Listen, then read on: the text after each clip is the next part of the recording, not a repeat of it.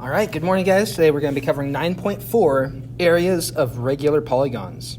This is part of Unit 9, which is on 2D modeling and figures in space.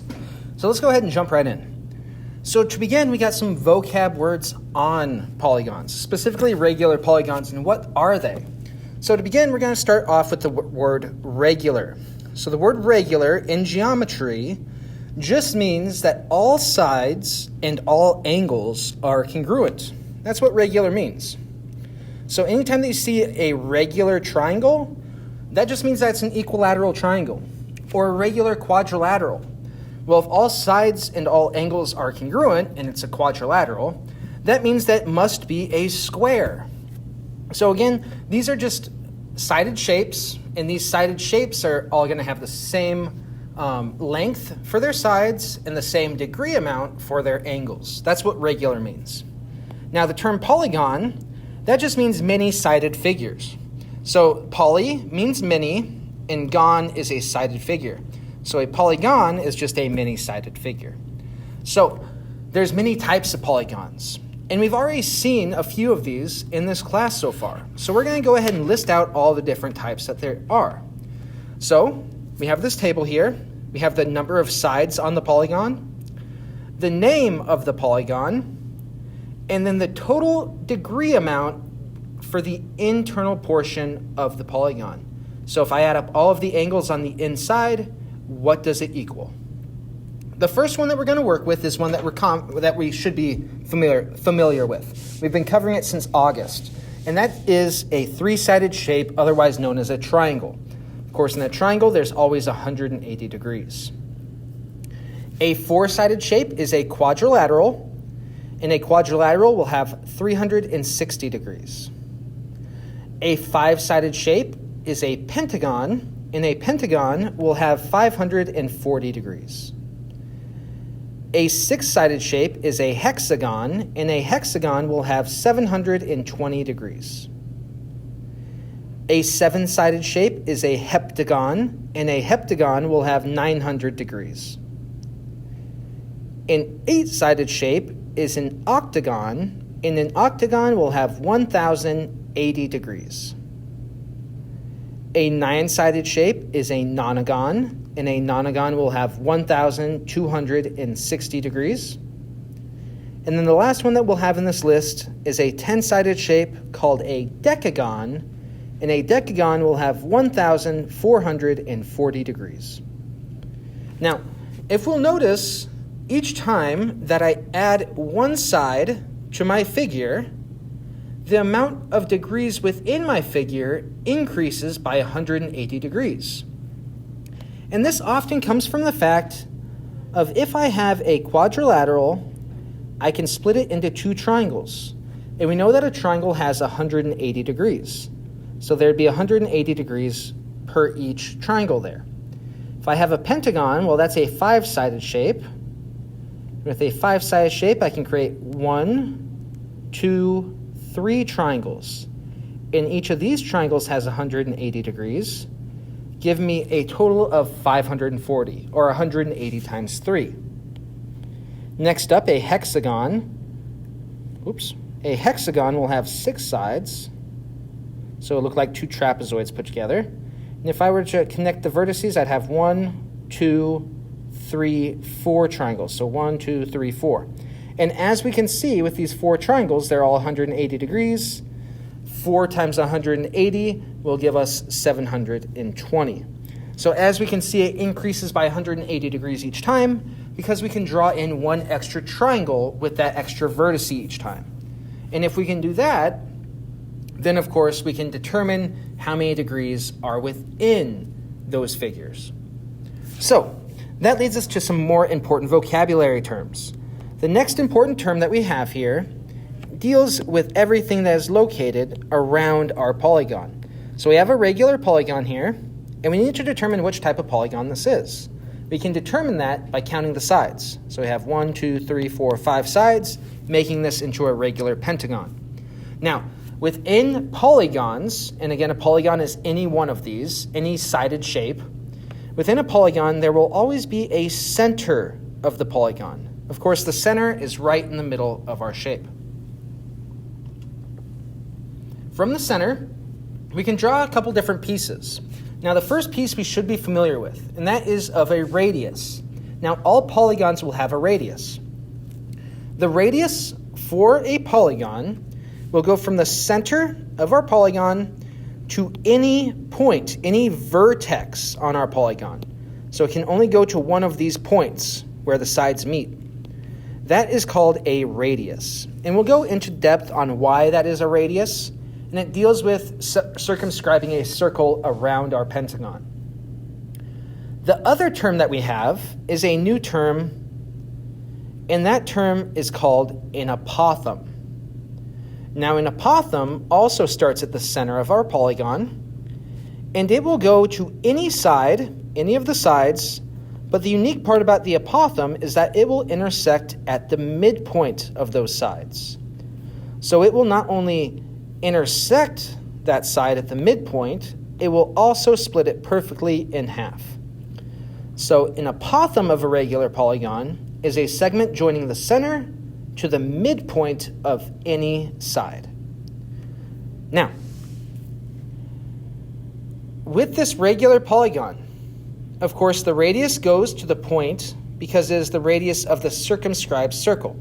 So as I can see, I drew a circle around my polygon, and this is where the radius comes from. So if I have this circle around here, then of course the radius goes from the center to the points, because at the points, at the vertex of these polygon, we can see that is where the polygon intersects the circle. So again, the radius of a circle goes from the center to the edge of a circle. Well, that's the same with a polygon as well, because it's intersecting the circle at these points. So that's why the radius always goes to the points. Meanwhile, the apothem will always split the intersecting side in half. So therefore, we can say that the apothem is bisecting the sides. The radius bisects the angles. The apothem bisects the sides. Very important terminology there. One more time, just for repetition. The radius will bisect, it will cut the angle in half. The apothem will cut the side in half. All right. Next up, we have 6 truths about radii and apothem. Our first truth is that all apothems of a regular polygon are congruent. Our second truth is that apothems can only be found within regular polygons. That's the only shapes that will have apothems, is regular polygons. If I have a right triangle, there's no apothem here. So keep that in mind. It only works for regular shapes, shapes that have all sides and all angles congruent. Our third truth, an apothem is a radius of a circle inscribed in the polygon. So as an example of this, if I have a triangle here and say that this triangle is regular, all 3 sides are congruent, then an apothem, if I draw a circle on the inside, I draw it inscribed inside the polygon, then an apothem is the radius of the circle. So I would say that the radius of the circle is also the apothem of the triangle. That's what the truth number 3 is saying. As for our fourth truth, it states an apothem is the perpendicular bisector of a side. And that's going to be extremely useful for us in just a minute, because we're going to notice some triangles that are being formed. So again, keep in mind that the apothem is always the perpendicular bisector. And what we've been learning about area is that whenever I find the area, I always need the perpendicular side, because the perpendicular side means that we have the height in the base. Because anytime that I have a perpendicular portion, that should be perpendicular to the height will always be perpendicular to the base. So if you ever see perpendicular, that means that we may have a height. And since we're saying that the apothem is the perpendicular bisector, that means that we may be able to say that A is the height of a triangle here. So keep that in mind as we work through this. You may be like, well, the apothem is only supposed to go to the center. We'll talk more about that in just a few. Truth number 5, a radius of a regular polygon is a radius of a circle circumscribed about the polygon. Now we saw that on the last slide, and that's why we were able to say that the radius is a radius of a polygon is because we can draw that circle around it, and therefore it actually create a radius of the circle as well. And our final truth, a radius of a regular polygon bisects an angle of a polygon. Now again, we saw that in the last slide as well, where we said that the radius will always bisect the angle, and the apothem will always bisect the side. So, if all radii of a regular polygon are drawn, well then what happens? So we see that we have all these green radii here. Well, when I draw all those radii, well, of course, they're all congruent to each other because they're all radii within the same circle. And since these radii are congruent, that creates isosceles triangles. And since this is a regular polygon and all sides are congruent here, that means that these are equilateral triangles. It will create, in this case, 7 congruent isosceles triangles. 1, 2, 3, 4, 5, 6, 7. Now, along with that, if I were to draw my apothem here, well, my apothem is also the height of the triangle. So that's what we were saying on the last slide. When we create these triangles, it allows us to notice that the apothem will intersect the side at 90 degrees, so the height of each one of these triangles is the apothem of the polygon. So therefore, again, the altitude of each triangle is the apothem. That's extremely important. Of course, the base here, the base of this triangle is just the side of the polygon. So that means that we can find the area of this triangle. The area of this triangle will be area is equal to 1/2 the base, which is the side, times the apothem, which is the height. So that leads us to setting up the area of any polygon. Now, right here we have a hexagon, a 6-sided shape, and as we can see, we have 6 congruent isosceles triangles. Now, with these triangles, again, I just want to reiterate, we have all radii drawn, and with those radii, it created 6 isosceles triangles. With those 6 isosceles triangles, we have A is the apothem, and S is representing the side length. Now, keep in mind in 9.3, S was semi-perimeter. In this case, S is the side of our polygon. Now, if I wanted to find the area, I know that the area of this triangle is area is equal to 1/2 base, which is S, times height, which is A. And then if I want to find the area of the whole shape, I can do that 6 times to get my full area, which seems like a lot of work, which it is. And there is a simpler way. If I were to factor out a 1/2 A from each of these, I'd be left with area is equal to 1/2 A times S plus S plus S plus S plus S plus S. Well, what is this whole chunk? Well, if I add up all these S's, I'm left with the perimeter. So therefore, the area of any regular polygon is equal to 1/2 the apothem times the perimeter. And that will work with any regular polygon. But again, it needs to be regular.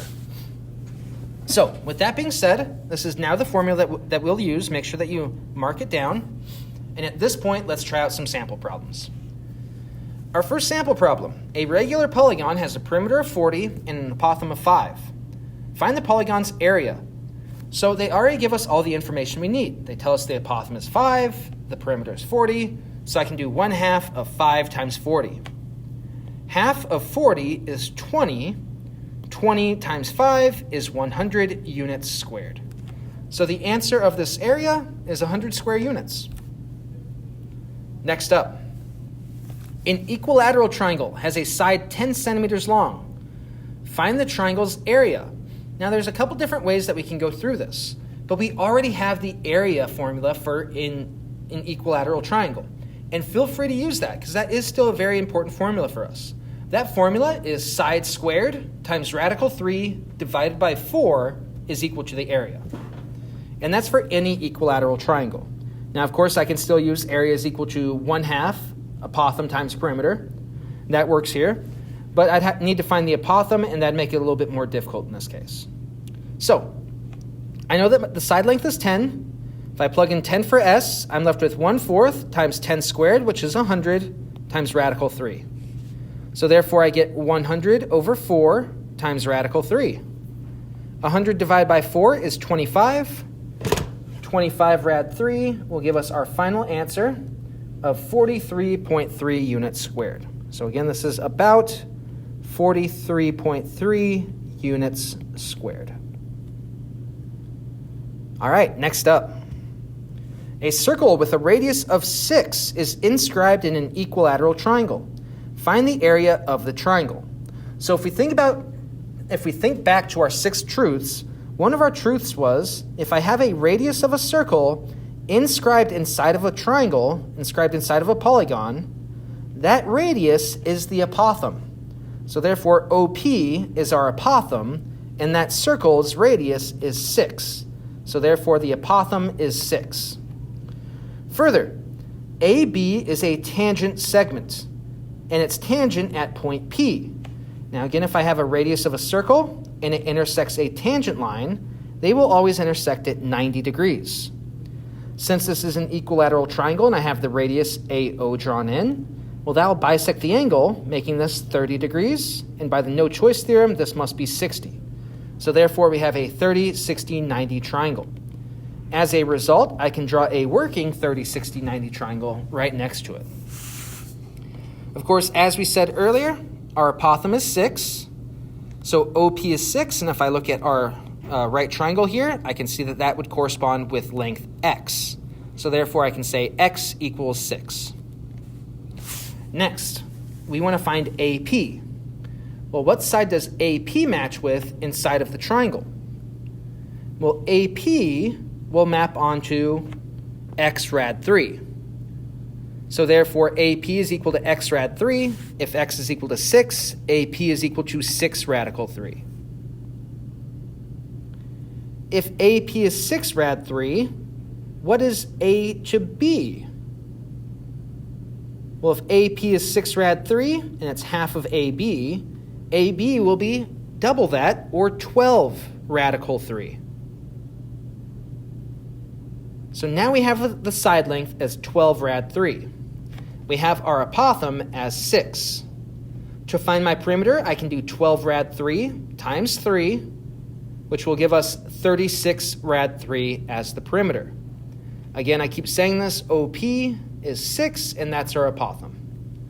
Plugging that into our area formula now, area is equal to 1/2 A times P. So area is equal to 1/2 6 times 36 rad 3. Half of 6 is 3. 3 times 36 rad 3 will give us our final answer of 108 rad 3, which is equal to about 187.1 units squared. So again, 108 rad 3, let me go ahead and put that answer up, was about 187.1 units squared. Again, this is the answer for the last problem here. All right, next up, we want to find the area of a regular hexagon with sides 18 units long. Now, again, if sides are 18 units long, well, the figure should draw us right to this triangle down below here within this hexagon. So as I can see, I have this apothem drawn in, because the apothem is the perpendicular bisector, as we learned in our truths. And since it's bisecting the side and it's perpendicular, I can go ahead and make this into a 30, 60, 90 triangle. Because again, each of these angles will be 60, and the reason for that is because we have 6 triangles here, and for a hexagon, we should have, let's see, 180 plus 180 plus 180 plus 180. Let's see, that's 3, 4, 5, 6. We should have 720 degrees within a hexagon, split between 6 triangles would give us 120 degrees, so each angle will give us 60 degrees. So we have 60 degrees between all these angles here, making a 30, 60, 90 triangle. If the side length is 18, AP will be 9. So if AF is 18, AP is 9. Well, since this is a 30, 60, 90 triangle, I can draw a corresponding one to it. And as I look at this, I see that the side opposite 30 is 9. So therefore, x is equal to 9. If x is equal to 9, then A, our apothem, which is x rad 3, is 9 radical 3 units. So I now have my apothem. If I want to find my perimeter, well, I have 6 sides. Each of them is 18 units long. So our perimeter is 18 times 6, or 108 units. Lastly, to find our area, we can do area is equal to 1/2 A times P. A is 9 rad 3. P is 54.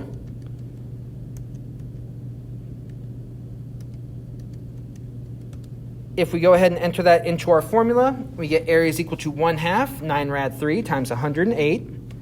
Half of 108 is 54. 54 times 9 rad 3 will leave us with 486 rad 3 units squared, which is about 841.8 units squared. All right, guys, thank you so much for watching today. If you have any questions, please let me know.